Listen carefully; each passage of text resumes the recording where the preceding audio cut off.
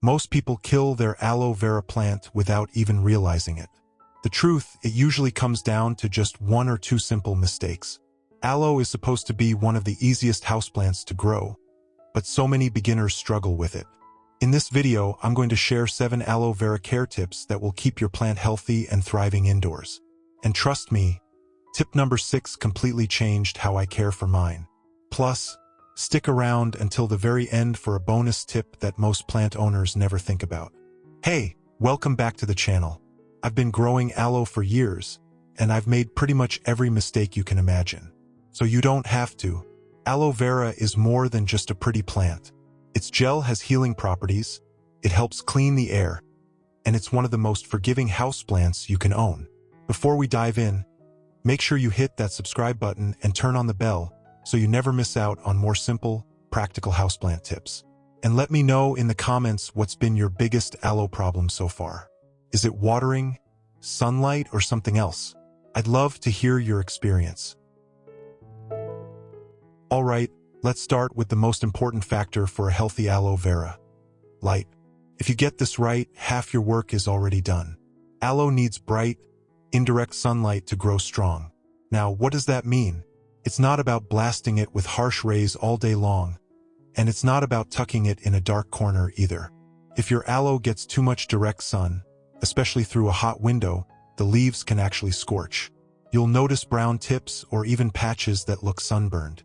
On the flip side, if your plant isn't getting enough light, the leaves start to stretch out, become floppy, and lose that firm, upright look that makes aloe so beautiful. So where should you place it? The best spot indoors is near a south-facing or west-facing window. These spots usually provide the bright but gentle light aloe loves. If you don't have windows like that, no worries. You can use a simple grow light to give your plant the extra boost it needs. Even a few hours under a grow light can make a huge difference. Here's a little trick I learned the hard way. Rotate your aloe every couple of weeks. Just give the pot a quarter turn. Why? Because aloe is a bit like us. It leans toward the light. If you don't rotate it, you'll end up with a plant that looks lopsided, with all the leaves stretching to one side. Rotating keeps it balanced and evenly shaped. So remember, not too much, not too little. Bright, indirect light is the sweet spot. And here's something fun. Drop a sun in the comments if your aloe already lives in a sunny spot. I'd love to see how many of you have found your plant's happy place.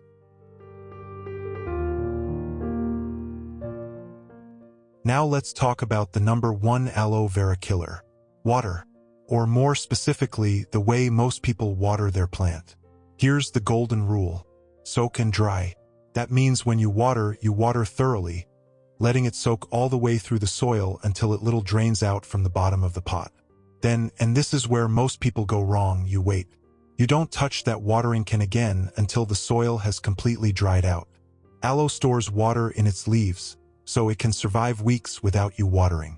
Giving it too much too often is like drowning it in kindness. Root rot is the biggest threat to aloe, and it usually happens when water sits in the soil for too long. You'll know something's wrong if the leaves start looking mushy, soft, or even brown at the base. By then, the roots are probably suffocating in soggy soil. So how do you avoid this? Here's a simple test. Stick your finger about 2 inches into the soil. If it feels dry at that depth, it's time to water. If it still feels even a little damp, wait a few more days. You can also lift the pot. A dry pot feels much lighter than a wet one. This little habit can save your aloe's life. And here's a bonus tip. Always use room temperature water. Ice-cold water straight from the tap can shock the roots, especially in cooler months. Think of it like this. Would you enjoy a freezing shower first thing in the morning? Probably not, and neither does your aloe. Now I'll share a quick story. When I first got my aloe, I thought I was doing it a favor by watering every 3 days. Within weeks, the leaves turned soft and I realized I had practically drowned the poor thing. Don't repeat my mistake. Less is more when it comes to aloe vera. So remember, water deeply, let it dry completely, then water again. Simple as that. Number 3 is all about soil. And honestly, this can make or break your aloe's health. Aloe vera is not like your average leafy houseplant. It's a succulent, which means it's designed to store water in its leaves and survive in dry conditions. So the last thing it wants is to sit in heavy, soggy soil. The best soil for aloe is a succulent or cactus mix. These mixes are specially made to drain quickly and give roots the air they need. If you've only got regular potting soil at home, don't worry. You can improve it. Just mix in perlite, pumice, or coarse sand. About 1 part additive to 2 parts potting soil works great. This helps water flow through instead of staying trapped around the roots. Here's why it matters. In compact soil, water lingers for too long, starving the roots of oxygen and setting the stage for, you guessed it, root rot. That's why you should never use garden soil indoors for aloe. Garden soil is heavy, it compacts easily, and it usually has pests or fungi you don't want in your living room. Think of it like this. The right soil is like giving your aloe the right shoes. If the shoes fit, it can grow, spread, and stay healthy. If the shoes are too tight, meaning the soil is too dense, your aloe struggles every single day. So here's a little engagement for you. Do you mix your own potting soil, or do you just buy it pre-made? Let me know in the comments. I'm curious which camp you fall into. Bottom line, go for a fast-draining succulent mix. Add a bit of perlite or coarse sand if you need to, and your aloe's roots will thank you. Now let's talk about something that often gets overlooked. The pot you choose. Believe it or not, the pot is just as important as the soil when it comes to aloe care. Here's the simple truth. Terracotta or clay pots are the best choice for aloe vera. Why? Because they breathe. Clay allows moisture to evaporate faster than plastic does, which means your soil dries out at the right pace and doesn't trap extra water around the roots. Plastic pots, on the other hand, hold on to that moisture much longer. And that's a recipe for, you guessed it, root rot. And here's a non-negotiable. Your pot must have drainage holes. If water can't escape, it will just sit there at the bottom, slowly suffocating your plant's roots. Even the best soil mix won't save you if there's no drainage. So if you find a cute pot that doesn't have holes, do yourself a favor. Either drill some in or use it only as a decorative cover around a proper nursery pot. Now, aloe also likes a pot that's a little shallow and wide. The roots don't grow super deep, but they do spread out. A shallow pot helps the plant stay stable, especially as those leaves get bigger and heavier over time. It also prevents the soil from holding more water than the plant really needs. And don't forget about repotting. Every 2 to 3 years, give your aloe a fresh start by moving it into new soil, and if needed, a slightly larger pot. This keeps the roots from getting cramped and gives the plant room to keep growing strong. If you're watching this right now, I'd love for you to see the difference. Imagine one aloe in a terracotta pot with drainage. It's upright, healthy, firm leaves.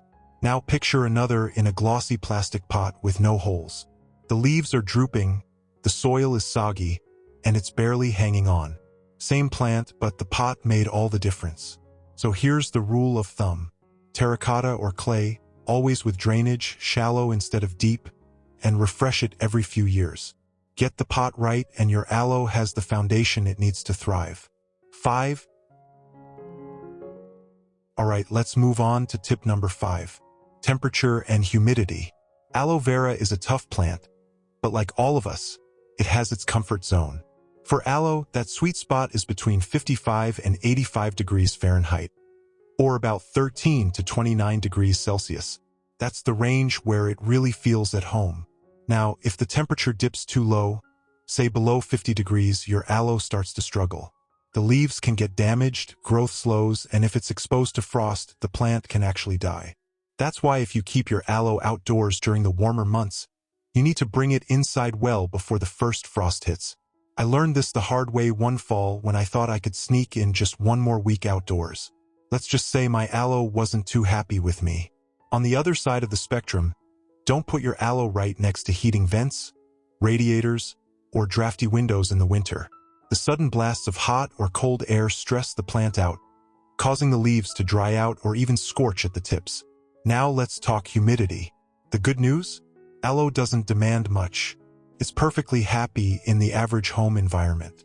What you do want to avoid are rooms that stay overly damp, like a bathroom with poor ventilation. Too much constant moisture in the air can encourage fungal problems or slow down how quickly the soil dries. So here's the bonus tip. If you live somewhere with cold winters, treat your aloe like a guest. Let it enjoy the fresh air and sunshine outdoors in the warmer months. But bring it inside before temperatures start dropping near freezing. Think of it as sending your aloe on a summer vacation, then welcoming it back home when the weather turns. Quick question for you. Anyone else guilty of leaving their plants outside a little too late in fall? I know I did once. Drop a fall leaf in the comments if that's ever happened to you. Tip number 6 is all about fertilizer. And honestly, this is the one that took my aloe from simply surviving to absolutely thriving. Here's the thing. Aloe vera doesn't need a ton of food. In fact, too much fertilizer can actually do more harm than good, causing weak, leggy growth. What it really wants is just a little boost at the right time of year. The best schedule? Twice a year, once in spring and once in summer. That's it. Think of it like giving your plant 2 good meals when it's naturally in its growing season. When you do fertilize, make sure to use a succulent or cactus fertilizer at half strength. Full strength is too strong for aloe and can burn the roots. Diluting it is like serving your plant a gentle, balanced meal instead of overwhelming it with junk food. And here's an important point. Never fertilize in fall or winter. During these months, aloe goes into a resting phase. It slows down, it's not actively growing, and adding fertilizer is like offering a big plate of food to someone who's already full. It just doesn't help, and it can actually stress the plant. Now for the bonus tip. If you prefer more natural options, aloe responds really well to compost tea or diluted worm castings. These provide gentle nutrients without the risk of chemical buildup. Plus, they improve the soil's health, which in turn makes your plant stronger over time. This is the tip that truly changed my plant. Once I stopped overfeeding and switched to this light twice-a-year schedule, my aloe's leaves got firmer, greener, and a whole lot happier. So remember, feed lightly, feed smart, and only when the plant's in its active season. Alright, tip number 7 is all about spotting problems early. If you learn to read your aloe signals, you can fix issues before they get out of hand. Let's start with wrinkled leaves. If you notice your aloe's leaves starting to look thin, bent, or wrinkly, that usually means underwatering. Aloe stores water in its leaves, so when those reserves run low, the plant shows it by shrinking and wrinkling. The fix? A good thorough soak using the soak and dry method we talked about earlier. Within a week or two, you'll often see the leaves plump back up. Now what about mushy or brown leaves? That's a big red flag for overwatering. When the roots sit in wet soil too long, they start to rot, and that damage creeps up into the leaves. They'll feel soft, sometimes even slimy at the base. If you catch this early, you can usually save the plant by cutting away the damaged leaves and repotting it in fresh, dry soil. Another common issue is leaves turning red or brown. That's usually a sign of too much direct sunlight. Remember, aloe loves bright light, but if it's getting blasted by harsh afternoon rays, especially through glass, the leaves can literally sunburn. You'll see discoloration, often starting at the edges. If that happens, move it to a spot with bright but filtered light, and it should recover. Here's a bonus tip. If you do have damaged leaves, whether from watering mistakes, sunburn, or anything else, trim them off. It may feel harsh, but removing the unhealthy parts helps the plant focus its energy on new healthy growth instead of trying to heal what's already gone. And here's where I'd love your help. What's the strangest aloe issue you've seen? Drop it in the comments below. I might feature your story in a future video. I guarantee every plant owner has at least one aloe drama to share. Alright, let's do a quick recap of everything we've covered, because these 7 tips really are the foundation of keeping your aloe vera thriving. Tip 1. Light is everything. Give it bright, indirect sunlight. Tip 2. Water the right way. Soak and dry, don't drown it. Tip 3. Use the right soil mix. Fast draining, never heavy garden soil. Tip 4. Choose the right pot, terracotta, or clay with drainage holes. Tip 5. Keep it in its comfort zone, between 55 and 85 degrees, and away from heating vents or drafts. Tip 6. Fertilize smartly. just twice a year at half strength, spring and summer only. And tip 7. Spot problems early. Wrinkles mean thirsty, mushy leaves mean overwatered, and red or brown leaves mean too much sun. And don't forget that bonus tip. Always trim off damaged leaves, so your aloe puts its energy into fresh, healthy growth. If you noticed, a lot of the mistakes people make, like watering too often, using the wrong soil, or forgetting to bring their aloe inside before frost, are all easy to avoid once you know what to look for. That's the beauty of aloe vera. Once you understand its simple needs, it really does become almost impossible to kill. So let me ask you, did you learn something new today that you're going to try with your aloe? If you did, go ahead and hit that like button. It not only helps this video reach more plant lovers, but it also lets me know to keep making content just like this for you. And that's it. 7 simple but powerful aloe vera care tips that will keep your plant looking strong, healthy, and full of life. Remember, aloe is one of the easiest plants you can own once you know its rhythm. And if you follow these steps, yours can thrive for years. Thank you so much for spending this time with me. If you found this video helpful, don't forget to hit that subscribe button and turn on the bell so you never miss future plant care videos. I post practical, easy-to-follow tips to help you grow happier, healthier plant houses without the stress. Once again, I appreciate you watching, and I'd love to hear your aloe stories in the comments. Until next time, happy planting, and may your aloe always stay green, plump, and full of life.